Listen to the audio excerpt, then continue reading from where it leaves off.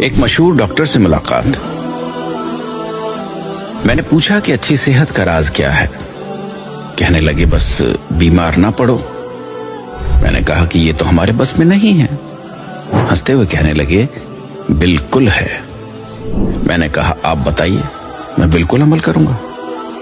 وہ میرے قریب آ کر آہستہ سے کہنے لگے کہ منہ میں کبھی بھی کوئی چیز بسم اللہ کے بغیر نہ ڈالنا، چاہے پانی کا قطرہ ہو یا چنے کا دانہ۔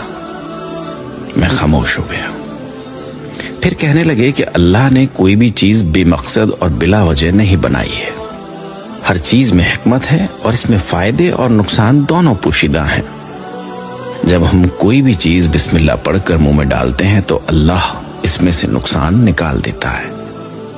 ہمیشہ بسم اللہ پڑھ کر کھاؤ پیو اور دل میں بار بار اللہ کا شکر ادا کرتے رہو، کبھی بیمار نہ پڑو گے۔ میری آنکھیں تر ہو چکی تھی، یہ سوچ کر کہ یہ کتنا بڑا عالم ہے۔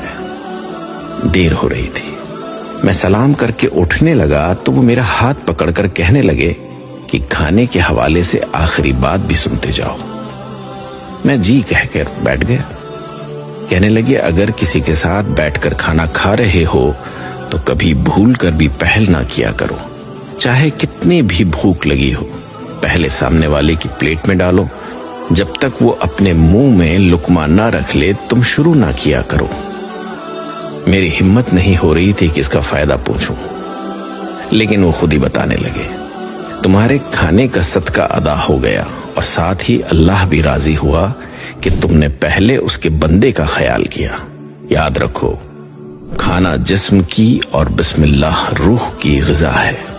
اب بتاؤ، تم ایسے کھانے سے بیمار پڑ سکتے ہو؟ میں بے ساختہ ان کے چہرے